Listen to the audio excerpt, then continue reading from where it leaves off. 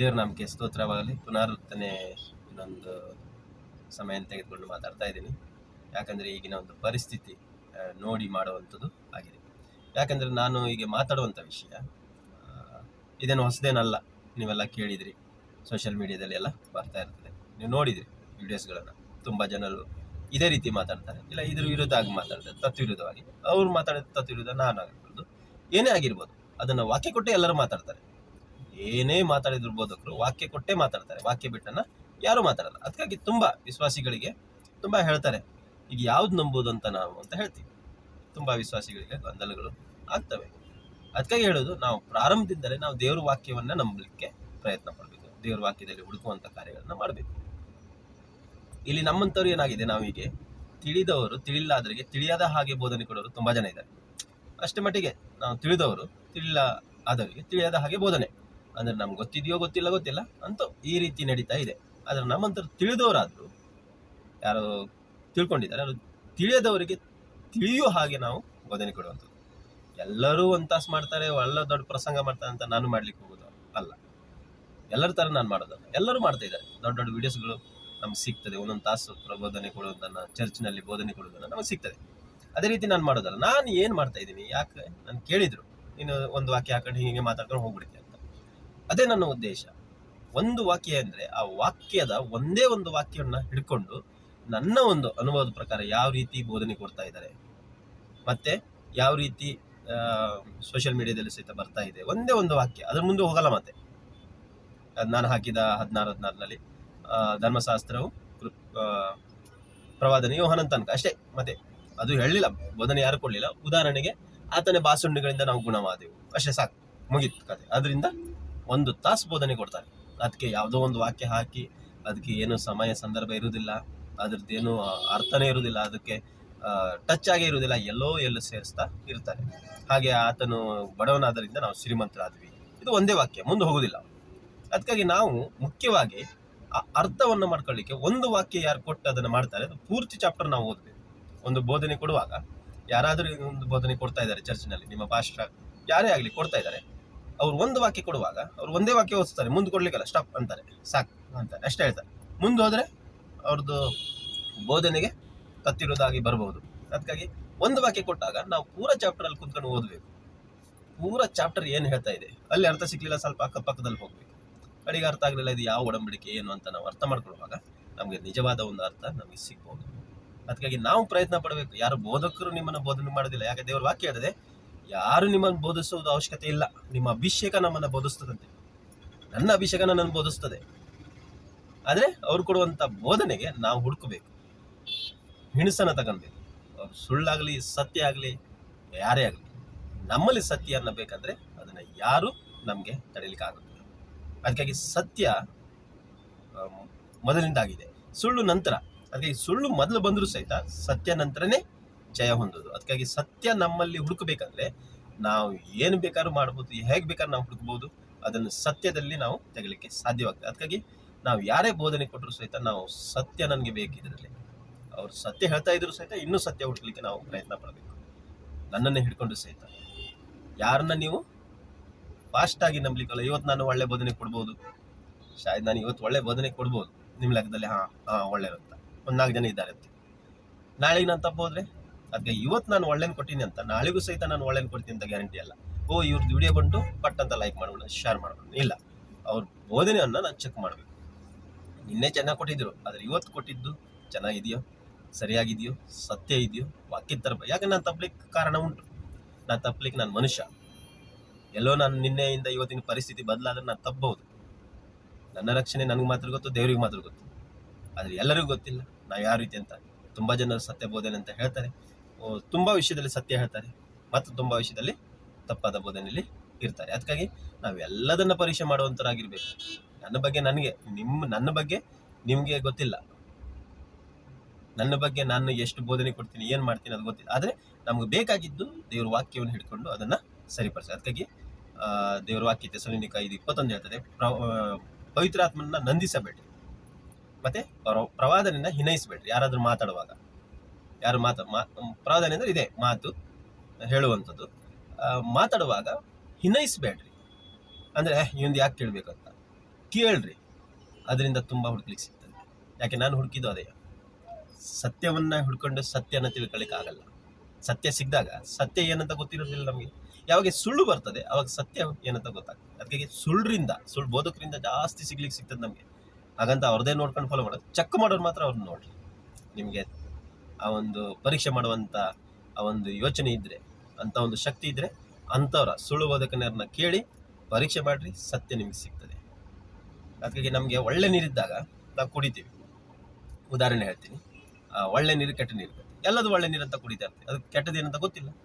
ಯಾವಾಗ ಏನಾದರೂ ಒಂದು ಬಾಟ್ಲಿನಲ್ಲಿ ಕಸ ಸಿಕ್ತು ಅಂದ್ರೂ ಕೂಡ ನಾವೆಲ್ಲ ಬಾಟಲನ್ನ ಚೆಕ್ ಮಾಡ್ತೀವಿ. ಅವಾಗ ಗೊತ್ತಾಗ್ತದೆ, ಕೆಟ್ಟದ್ದು ಇರ್ತದೆ ಇದರಲ್ಲಿ ಕೆಟ್ಟದಿರಬೇಕು, ಅದು ಎಲ್ಲಿಂದ ಬಂತು. ಹೀಗೆ ಸತ್ಯ ಚೆನ್ನಾಗಿರುವ ನೀರು ಹುಡುಕಬೇಕಾದ್ರೆ ಕೆಟ್ಟ ನೀರು ಗೊತ್ತಾದಾಗ ನಮ್ಗೆ ಚೆನ್ನಾಗಿ ನೀರು ಗೊತ್ತಾಗ್ತದೆ. ಹಾಗಾಗಿ ನಮಗೆ ಸತ್ಯ ಬೋಧನೆ ತಿಳ್ಕೊಳ್ಬೇಕಾದ್ರೆ ಸುಳ್ಳೇನಂತ ಗೊತ್ತಾಗ್ತದೆ. ಸ್ವರ್ಗದಲ್ಲಿ ಪಾಪ ಸ್ಟಾರ್ಟ್ ಆಯ್ತು, ಅಲ್ಲೇನಿಲ್ಲ, ಸರಿ ಇತ್ತು, ಪಾಪ ಏನಂತ ಗೊತ್ತಿಲ್ಲಾಗಿತ್ತು. ನಂತರ ಅಲ್ಲಿ ಪಾಪ ಹುಟ್ಟಿತು. ಪಾಪ ಬಂದಾಗ ಪರಿಶುದ್ಧತೆ ಏನಂತ ಗೊತ್ತಾಯ್ತು.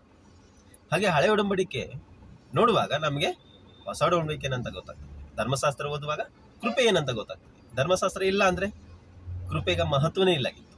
ಅದಕ್ಕಾಗಿ ಧರ್ಮಶಾಸ್ತ್ರದಲ್ಲಿ ಹೋದಾಗ ನಮ್ಗೆ ಅಲ್ಲಿ ಕಠಿಣವಾದ ರೀತಿಯಲ್ಲಿ ಗೊತ್ತಾಗ್ತದೆ ಯಾವ ರೀತಿಯಲ್ಲಿ ಧರ್ಮ ಅದು ಮಾಡ್ಲಿಕ್ಕೆ ಆಗ್ತದೆ, ನಮ್ಮ ಹತ್ರ ಎಷ್ಟು ಕಷ್ಟಪಡ್ಬೇಕಾಗ್ತದೆ ಅಂತ ಹೇಳಿ. ನಾವು ಕೃಪೆಗೆ ನೋಡುವಾಗ ಎಲ್ಲ ಮಾಡಿಟ್ಟಿದ್ದಾನೆ ಯೇಸು ಕ್ರಿಸ್ತನು, ಎಲ್ಲದೂ ನಮಗೋಸ್ಕರ ಇಟ್ಟಿದ್ದಾನೆ, ನಾವು ಸ್ವರ್ಗ ವಾಸಿಗಳು ಅಂತ ಹೇಳ್ತಾರೆ ಈ ರೀತಿ.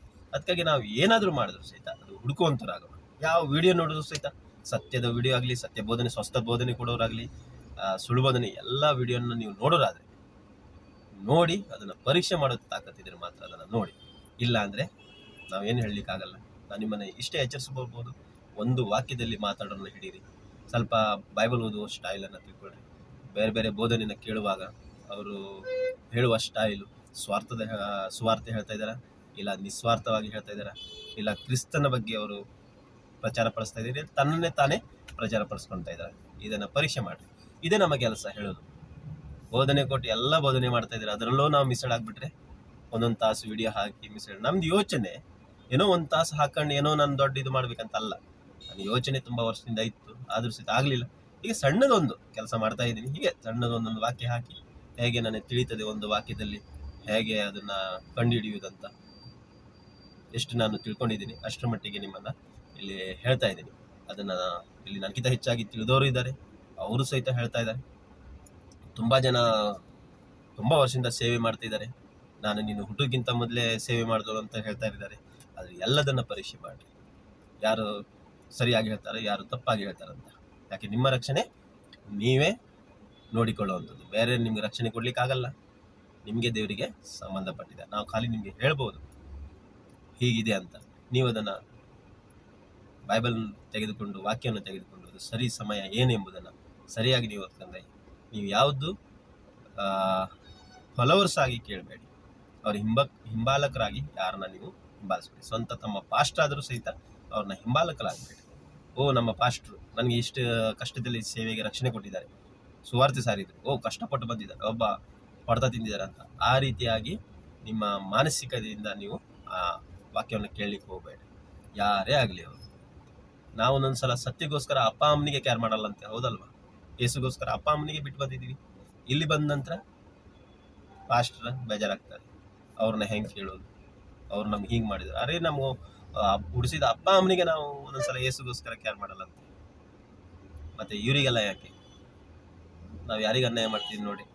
ಅದಕ್ಕೆ ತುಂಬ ಜನರಿಗೆ ಪಾಸ್ಟರ್ಗಳಿಗೆ ಪ್ರಶ್ನೆ ಕೇಳೋ ಮನಸ್ಸಿದೆ, ಸುಳ್ಳು ಅಂತ ಗೊತ್ತಿದೆ. ಅವ್ರು ಹೇಳ್ತಾರೆ, ಏನು ಮಾಡೋದು, ನಾವು ಹೋಗಬೇಕು, ಪಾಪ ನಮ್ಮ ಕಷ್ಟಪಟ್ಟಿಯವರು ಸುವಾರ್ತೆ ಸಾರಿದ್ದಾರೆ, ಇಷ್ಟು ವರ್ಷ ಅಲ್ಲಿದ್ದೀವಿ, ಅದೇ ಸಭೆ, ಅದೇ ಮಾಡ್ಕೊಳ್ತಾ ಇದ್ದಾರೆ.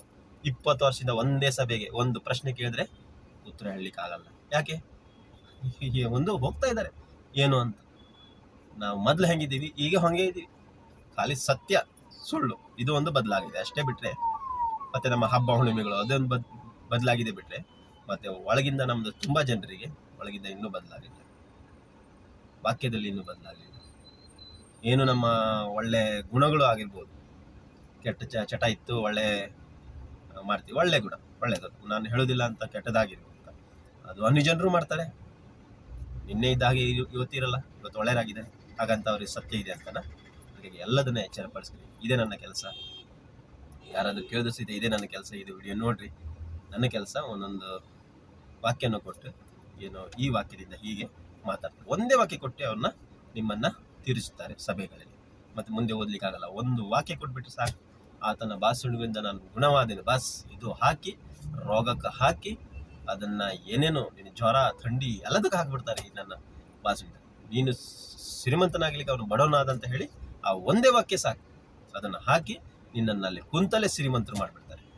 ನೆಕ್ಸ್ಟ್ ತಿಂಗಳಿಗೆ ದಶಮಾಂಶ ಕೊಡೋ ಹಾಗೆ ಮಾಡ್ತಾರೆ.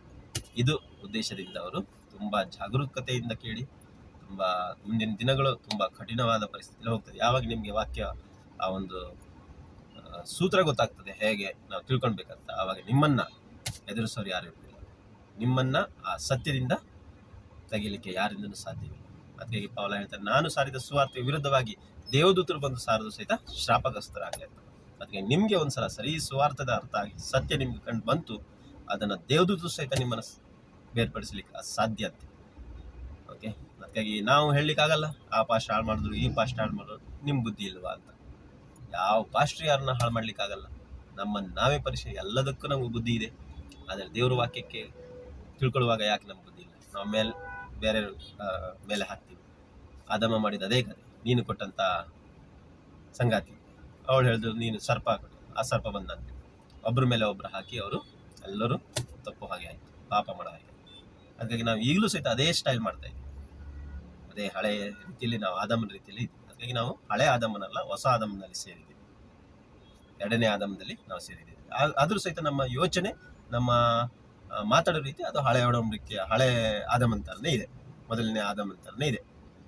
ನೀನು ಕೊಟ್ಟ ಪಾಸ್ಟರ್ ಅಲ್ವಾ, ಏನು ಮಾಡೋದು? ಪಾಸ್ಟ್ ಚರ್ಚ್ ಅವ್ರು ಹೇಳಿದಾಗೆ ಕೇಳ್ತಾ ಇದ್ದೀನಿ. ಇಲ್ಲ, ನಿನಗೆ ಬುದ್ಧಿ ಇಲ್ವಾ? ನಿನ್ನ ಹತ್ರ ದೇವ್ರ ವಾಕ್ಯ ಇಲ್ವಾ? ಅದನ್ನು ನೋಡಿ ನೀವು ಕಲಿಬಹುದಲ್ಲ. ಅದಕ್ಕೆ ನೀವು ಕಲೀರಿ, ನೀವು ಬೇರೆಯವರಿಗೆ ಕಲಿಸ್ಲಿಕ್ಕಾಗ್ತದೆ. ಮುಂದಿನ ಯೋಚನೆ ನಿಮಗೆ ಬಿಟ್ಟಿದ್ದು. ದೇವ್ರು ನಮಗೆ ಸ್ತೋತ್ರ. ನಾನು ಮತ್ತೆ ಒಬ್ರು ಹೇಳಿದ್ರು, ಏನೋ ಫಾಸ್ಟಾಗಿ ಮಾತಾಡ್ತೀಯಾ, ಹಂಗೆ ಟೈಮ್ ಇಲ್ಲ. 2-3 ನಿಮಿಷ ನೋಡಲಿಕ್ಕೆ ಜನರಿಗೆ ಟೈಮ್ ಇಲ್ಲ, ಸ್ಕಿಪ್ ಮಾಡಿ ನೋಡ್ತಾರೆ. ಅದು ಒಂದೊಂದು ತಾಸು ಯಾರು ನೋಡ್ತಾ ಇರೋದು? ಅದು ನಾವು ಹೇಳೋ ರೀತಿ ಅಂತೂ ನೋಡೋದೇ ಇಲ್ಲ ಯಾರು. ಈಗಿನ ಬೋಧನೆ ಅದು ಜಿಮ್ ಆಗಬೇಕು, ಮಜಾ ಬರಬೇಕು, ಇಂಥ ರೀತಿಯಲ್ಲಿ ಹೋಗೋ ಪರಿಸ್ಥಿತಿಲಿ ನಮ್ಮಂಥವ್ರು ಸ್ಲೋ, ದೇವ್ರ ನಾಮ ಸ್ತೋತ್ರವಾಗಲಿ, ದೇವ್ರು ನಿಮ್ಮನ್ನು ಹೀಗೆ ಅಂತ ಹೇಳುವಾಗ ಇದು ಯಾರು ಕೇಳ್ತಾರೆ ಅಂತ. ಅದಕ್ಕೆ ನಾನು ಸ್ವಲ್ಪ ಫಾಸ್ಟೇ ಮಾತಾಡಿ ಮುಗಿಸ್ಬಿಡ್ತೀನಿ. ನನ್ನ ಮಾತೇ ಸ್ವಲ್ಪ ಫಾಸ್ಟ್ ಆಗಿರ್ತದೆ, ಯಾಕಂದರೆ ನಾವು ಮಾತಾಡುವಾಗ ಅದು ಟಾಪಿಕ್ ಚೇಂಜ್ ಆಗಿಬಿಡ್ತದೆ. ಹಿಂಗೆ ವೈಯಕ್ತಿಕವಾಗಿ ಯಾರ ಹತ್ರ ಮಾತಾಡುವಾಗ ಅದಕ್ಕಾಗಿ ಅದೇ ರೂಢಿ ಆಗಿಬಿಟ್ಟಿದೆ.